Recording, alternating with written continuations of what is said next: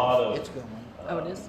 Oh, there it goes. a lot of it comes Okay. down to whenever you're I'm in running your own company is, on the one hand, you have your protections, and then on the other hand, you have convenience. And so it's normally a balance between those two. And typically, the more work that you do on the legal side, the more protected you are, but the more inconvenient it's going to be. And so you do have to kind of balance those out as a practical business owner, trying to keep your protections of an LLC. Just so I kind of know the audience, how many actually own or run a business here? Just a show of hands. Okay. And how many are thinking about running a business or starting their own business in the future sometime, whether it's this year or next year? A few, three, okay. Okay. So I can speak to both, current people that are running their business now, and then ones that are maybe thinking about it here in the future, just kind of starting off the first initial steps. So one of the basic questions that I get a lot is, do I want to be a corporation or an LLC? It's a fairly easy question to answer. Probably 90% are LLCs. LLCs are about 30 years old. They were designed to take the protections of a corporation, but not have all the burden regulations of a corporation. And so 90% of clients will be an LLC. You're not required to technically have a board meeting every year. There's just a lot less reporting to the state, and so 90% will be an LLC. Really, the only clients that I'll have as a corporation will be ones that are planning on issuing a lot of shares, whether it's on the actual publicly listed stock market or issuing shares to 1,000 or 2,000 different people, family, friends, etc., then extended. But that's really the only time that you'll want to be a corporation. There's a few other times that you'll want to be, but generally they don't apply to most people. So if you're wrestling with that question, you're just about to start out and you're going to do, I want to be a corporation or LLC, 9 times out of 10 you want to be an LLC. The advantage to being an LLC is that you get the protections of the LLC. If you're a sole proprietorship, you have zero protection. Normally sole proprietorships are going to be in the form of like a DBA, doing business as. So that DBA carries no actual protection. It just protects that name, so someone else, Bob Smith down in Houston, can't use that name that you're using. But it carries no legal protection for you if you are sued. So if you're a trucking company and you're operating under a DBA, your personal name and a DBA, you have no legal protection if there's an accident and you get sued. It's going after your personal assets, not, there's no wall of protection around your company. And so a DBA is just a name reservation. An LLC can have a DBA, and oftentimes they will, but a lot of people are a little confused about that because they, oh no, I've been operating for 20 years, I'm a successful business, I've got the DBA, I'm good. The DBA is just, you have a right to that name, but you don't actually have any protection. So that's sole proprietorship. So the LLC is going to go in and create walls of protection around that company. And if you get sued, it's going to hit that wall around the LLC. That's the main advantage of the LLC. You're going to have potentially some tax benefits, which she'll probably speak on. But from the legal side, my focus is protection. You get some tax benefits a lot of times, but the main thing is you want to be, if you're operating again a trucking company, I have a lot of trucking companies. It's not a if you get sued, it's a when you get sued as a trucking company. And so the LLC is what builds the walls around your assets. And then the way I describe it is you have those walls of protection around your LLC, and then your insurance policy is typically what's going to be the little guys on top of your wall actually defending your LLC, because the insurance policy is going to pay for those attorneys to be up there defending your LLC. So it's kind of a two-part process that you need to look at both your walls of protection by creating your LLC, and then also manning your walls with an insurance policy. Typical mistakes that I'll see, and this applies to both potential new business owners, but also ones that are currently running their business. And I talk about it with my clients a lot whenever we start the business out. Because a lot of people have this mentality of, ooh, I'll go in and I'll create my LLC and then I'm protected. And 10 years down the road, no matter what I do, well, I've got my LLC, I don't care, I'm protected. And that's not how an LLC works. You can create the most perfect LLC and leave my office, and the actions that you do once you leave the office after you've created your LLC can strip away all your walls of protection, and in 3 years down the road, you may have an LLC name, but you don't have any protection still with it. You've destroyed your walls around it. And so I like to go over the common mistakes that owners make that kind of knock down their walls of protection. The biggest being commingling of funds. And this is a hard one. This is one that goes to, like I said at the beginning, practical convenience versus protection on the other hand. And so a lot of people, especially just starting out, they've got their personal account and they never went and created a business account. And so they are paying all their business expenses out of their personal account. They may have a DBA. They may even have created an LLC, but they never went and created their own bank account for their LLC. And so they're operating still out of their personal checking account. So now there's no difference between your LLC and you. Meaning, if one gets sued, the other gets sued because you've merged identities. And so commingling is the biggest reason why your walls of protection get knocked down and you get sued 5 years down the road. That lawsuit goes straight to you and your LLC assets. There's no difference. So keeping your account separate is the single biggest, from a legal side that I see, that is the most difficult for clients to stay on, because it's not, you could be diligent for the first 2 years, and then after that, you kind of start slipping, and you go, well, it's just more convenient for me. I'll just pay it this one time. I'll just pay my groceries using the LLC credit card this time, and then I'll pay it back. And then the next week, you're paying your mortgage, and you're paying your regular business expenses off your business credit card. You're just merging your identity. And so you're stripping out your walls of protection. So keeping those funds separate, keeping those bank accounts separate, I tell my clients, whenever you leave my office from creating the LLC, go straight to the bank, drive straight there, you'll take the paperwork and you'll create your bank account with that money, and then you pay everything out of that account. And that way it's from day one, you've got a clear line of, I was paying for things personally here, now it's a new business, and now the business is its own entity, it has its own bank account, it's paying its own bills. And a lot of clients will have trouble, especially if they're the only member of the LLC. They have a hard time distinguishing between themselves and the business because, well, the business is me, I'm the only one, I can do whatever I want. It's, I'm the only member, there's no voting, there's none of that like a normal, like a Target or a Walmart. That board has to vote on things. If you're a single member LLC, you're not having that check. And so a lot of people will go, well, I'm the only member, and so they start to merge that identity and start paying bills and commingling accounts. And so if I'm the attorney suing you or your business, first thing I'm going to do in discovery is pull your bank records. I'm going to subpoena those, and I'm going to be looking at your bank records. And if I say, oh, your personal account's over here, and your business account's over here, and on Tuesday you transferred $53 to do this, and on Wednesday you transferred $112 over here, and it's just a back and forth, and over here you paid your mortgage with your business account, and over here you paid, whatever on the personal side. There's no difference between those accounts, and that's the first thing I'm going to pull whenever you get sued.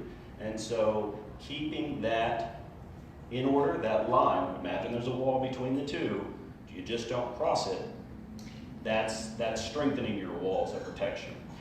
One of the other things that I see typically, again, kind of knocking away the walls of your protection would be signing contracts in your personal name, not your LLC name. So remember, let's say you're a real estate company and you have a tenant, and the tenant is leasing a building that is owned by the LLC. You're the only member, you're signing your contract as the landlord saying, yes, I'm agreeing to rent this property to you, and you sign it your name with nothing in the signature block, or up at the beginning of the contract, and this is very common because a lot of people are just pulling their contracts off, offline.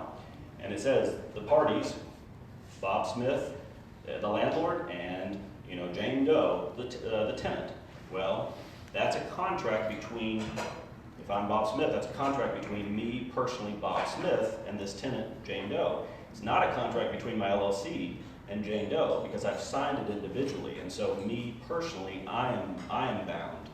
And so that defeats, again, the purpose of having the LLC for that protection. And so it's a simple fix. All you do, up at in the agreement, it's the parties are not Bob Smith. The parties are the LLC and the tenant, whoever the tenant is. In the signature block, just put, yes, I'm signing my name, Bob Smith, but I'm putting it Bob Smith, comma, I'm signing as the representative of the company, as a managing member of Avocado LLC. And then you're signing as a representative of your company. You're not signing personally, yourself, and you're not binding yourself. So that's another common mistake a lot of clients make. Another one that seems very simple, and it's a very easy fix, or a very simple thing to do on a regular basis, but it's very hard to fix, is not paying your franchise tax or not filing your franchise tax report. And she may be able to speak more on this, but from a legal side, I have to deal with it maybe twice a year. I would say I have clients come in with this issue where they don't pay their franchise tax. And I say, well, franchise tax in Texas is roughly around a little over $1 million, it's like 1.2 million. So if they make under that, then, well, I don't owe franchise tax. And that's true, you don't owe franchise tax if you're under the threshold. However, you still have to file that franchise tax report saying no taxes due, and it seems stupid. But that little report that you file, and you don't even pay any taxes with it, you say, no tax due. And then you check, it takes about 30 seconds. Not filing that, you'll get notices from the state, but eventually it automatically strips your LLC of legal protection. And so from a tax perspective moving forward, you can still continue to operate business, you're still paying your taxes, you're still doing everything, but what ends up happening is you get sued. That gets pulled up, and oh, you actually lost your legal status as an LLC 5 years ago because you weren't filing your franchise tax report. So it's a simple thing that you actually don't pay any money as long as you're under the threshold, but if you don't, you get hit with $50, I think, penalties, and then eventually if you don't do it, it just strips you, and you don't necessarily get notification. A lot of my clients, they miss it in the mail or for whatever reason, they don't realize it. Your status is gone. So it's a very easy thing to do, but it happens a lot. Like I said, probably about two clients a year probably encounter this, and it's always after the fact. It's always after they're being sued, and by then it's kind of too late. And so that's always an expensive battle to fight if you've lost your LLC status due to no franchise tax report. So those are the three most common things that I see clients screw up, and they're fairly easy fixes, or as long as you stay on point. I want to make sure I don't run out of time, which I am. What time did I start? 12? Okay. I guess I can take a question or two, and then I'll be quiet. Any questions? I know they're doing a Q&A at the end. Yeah. So is it, if you've ever commingled, is that detrimental from there forward, or is it a time period that? Mm-hmm. So there's not a clear, line of, okay, your wall is intact, you're legally protected, you've done everything, you've checked these 7 boxes, therefore you're invulnerable. It's more, as long as you're doing typically more good things than bad, typically, you're in front of a judge or a jury, and the judge is going to go, all right, is he really using this LLC as his personal piggy bank, or did he kind of just screw up, but it's still a separate entity, but he just kind of forgot this day and he accidentally swiped his card that day. All right, if you accidentally swiped your card, your business card, one day or twice a year accidentally, and then you repay, no issue whatsoever. But if there's a pattern, and so to answer your question, there's not, I can't tell you, okay, at this point, it's now, the walls are down. But if the judge or the jury looks and goes, there's clearly a pattern of him just using his LLC bank account to pay everything. And I don't know, each judge or jury is going to be different where that line is. And so that's why you always want to err on the side of don't do any of it. But because a judge or jury could, well, he did it twice a month, and that's enough for me. Whereas another judge or jury could say, well, he did it 20 times, but that was an accident, or his wife had the card and just didn't know.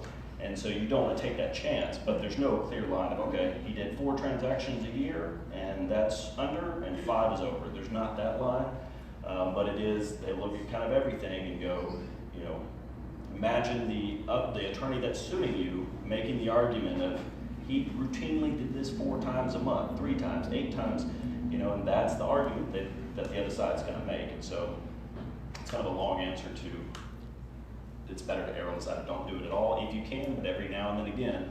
On the practical side, I also know, you know, running the business, things come up, or wrong cards get swiped, or, oh, I don't have enough in this account, so I'm going to pay it on this one, and then I'm going to pay it back. As long as you keep a good paper trail, that's actually your best defense. How does that paper trail need to look? It can take a number of different forms. I mean, if it's, you know, if I paid out something, you know, $700, I bought merchandise, but my business couldn't afford it, so I paid it out personally. You know, just a little note of reimbursement signed by you or signed by, you know, one of the. It's better if you have multiple officers.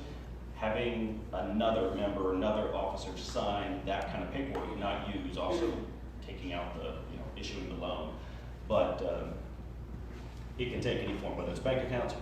Best practice is an actual written out rule on the company letterhead of, you know, an issuance of reimbursement and payment. So again, paper trails as a business owner are typically your best friend, because if in doubt, the IRS is not going to believe you typically, you know, if you don't have a paper trail. So it's good to have that. I think I'm running over. We're so good, yeah, thank you. Let's give Blaise a thank you for that. We're gonna have Gayla come up. Gayla's a CPA, and she's, Blaise was talking about some stuff to sort of connect with some of the work that Gayla does. So Gayla Fullerton, she has her own firm, Gayla Fullerton CPA. Oh, okay. I know it's here somewhere. Go to here.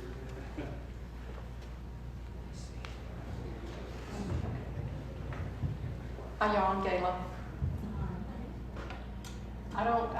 I don't speak well in front of people, or I don't feel like I do. I do have to have the microphone because I speak softly, and I have to have a PowerPoint because that's my prompt. That's my helps me going on. So the name of my firm is Fullerton and Associates. I actually just renamed my firm in the last 2 weeks.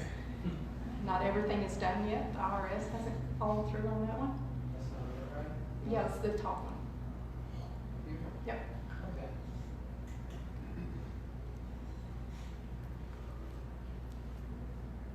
Let's say woman's club. You're seeing things, Paul.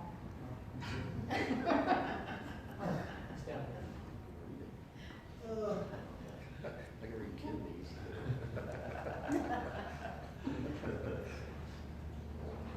here. I can see it down here. Yeah. I guess I can start from down here. When you get up there, they can see it. So the first slide just tells who I am and the name of my firm and things like that. And there we go.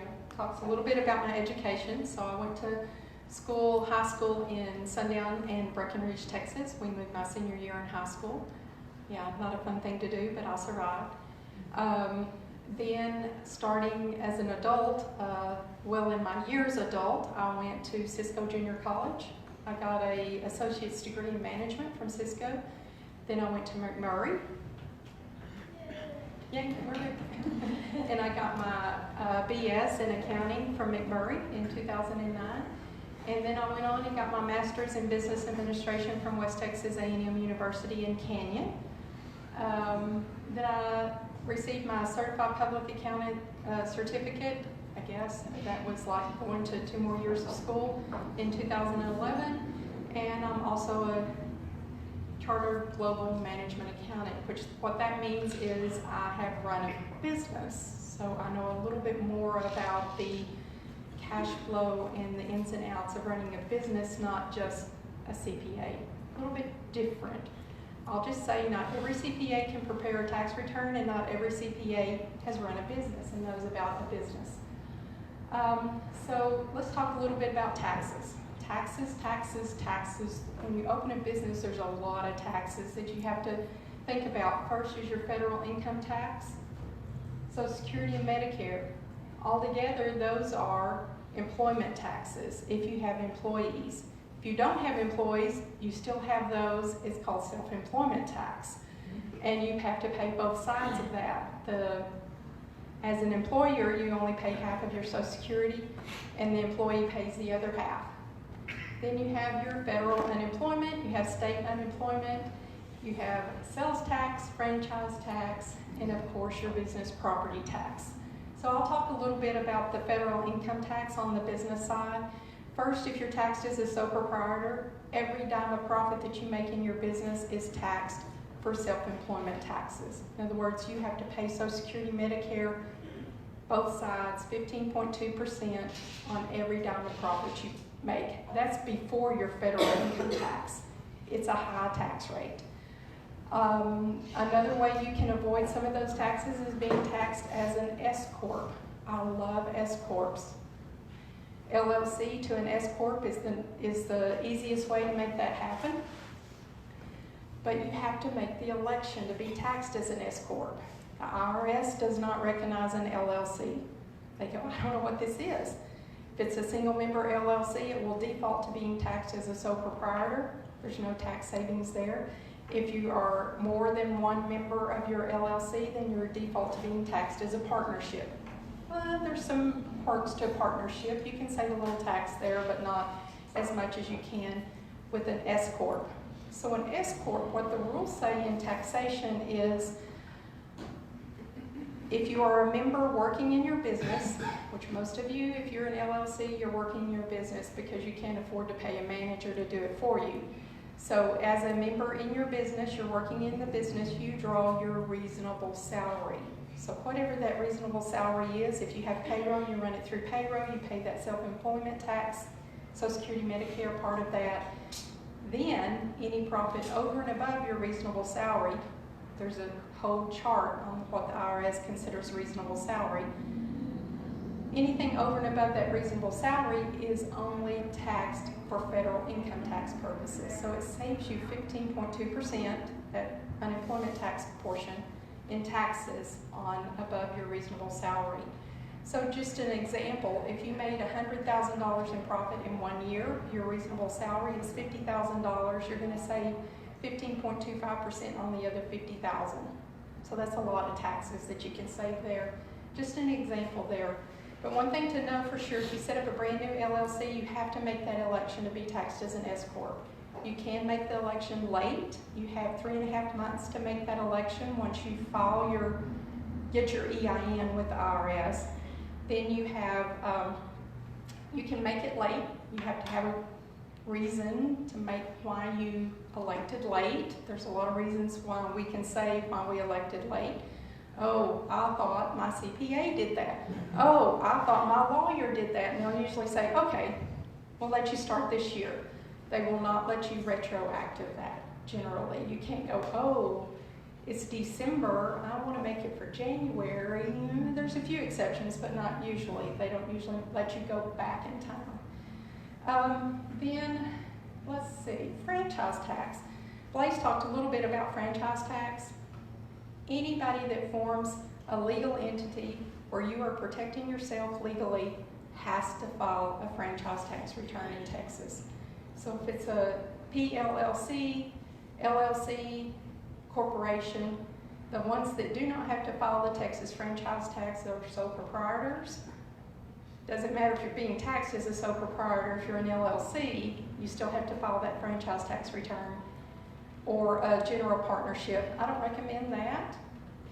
General partnerships, yeah, that's like being married and not having anything on paper, so I don't recommend it at all. But that you don't have to file a Texas franchise tax as a general partnership. Personal property taxes, that's county taxes, county city taxes, so it's strange, and I put that up there, personal property taxes, because that is what the CAD, the Taylor County CAD calls it personal property taxes that the business owns. So if the Golden Corral was a business and they were reporting their personal property to be taxed, it's going to be the tables and chairs and things that are not attached to the building, that are not included in the building. And you have to pay property taxes on those things. So like in my office, it's my computers and my chairs and my desk and things like that. Not a lot of stuff, but if you have inventory, then you have to deal with that property tax as well. I want to talk a little bit about sales tax with the comptroller, the state comptroller. They are very aggressive in their sales tax. They want every dime that they get from your sales tax, from your sales. I jokingly comment, I don't know the comptroller rules very well because I swear they change them every day. They don't, they're just very complicated. And I have to, if I don't know a lot about your particular industry, I will have to read and make sure that I know that you are charging the correct sales tax. So things that I do know is if you are let's just say you are a vendor that does several shows throughout Texas. When you are in a different part of Texas, you have to collect sales tax for that city that you are in. And when you do your report, you have to report those sales for that city. So an example of a client that I had come in, new client, brand new client, he came in, he got a letter from the IRS that he owed $15,000. He had prepared his own tax return, so we were amending that and getting it all fixed. I can't say that I saved him much money with the IRS because they get everything reported. They knew how much money he should have made, but we did save him a little bit of money there. But what happened is as I was looking at that, and I knew that his number one customer, that's why it's important that I get to know my customers, his number one customer was a nonprofit. And every month he was paying the Texas comptroller $2,000 to $3,000 a month. And I'm going, why is he paying so much in sales tax?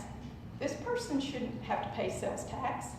So then we go back, and you can only go back 3 years. So we go back 3 years and we redo all of his sales tax reports for 3 years and save him about the $15,000 that the IRS got. So he got that from the state and had to send it to the IRS.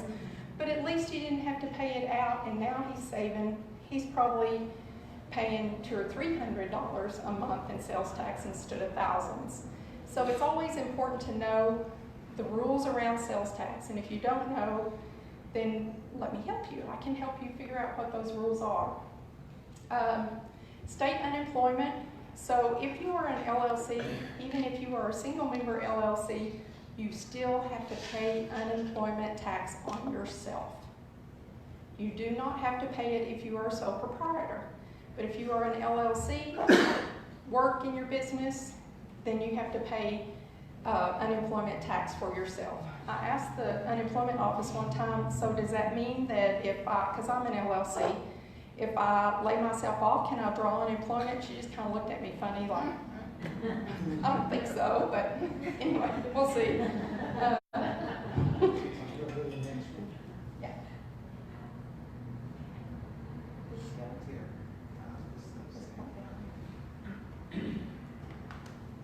Yeah. Ask a question. Sure. I've asked you this before. I didn't understand your answer the last time. Let me get real specific. I'm a sole proprietor. I exceed the Social Security maximum for my role at McMurray. And yet, on the income I make from my sole proprietorship, I still have to pay self-employment tax. It should adjust for the Social Security portion of that. It never does. Should. Okay. So no, you would not go over that threshold, and I don't remember what it is now. Every year I Yeah. pay more than the maximum because it gets me for self-employment tax. Right. Now, you still have to pay the employer's half, but not the Maybe that's employee's it. half. Okay, maybe that's what it is. Yeah. All right, thanks. Mhm. Is it not on there now? Oh. Okay. How to choose your tax advisor. So having someone to prepare your taxes versus advising you on things that you should do that would save you money on taxes is important. So here are some things that you would need to know or you would want in a tax advisor. So they have to be accurate. So you don't want your tax advisor to make a mistake and it costs you money. Although I am human, I do make mistakes, but I do stand behind my word. If I made a mistake that costs you money,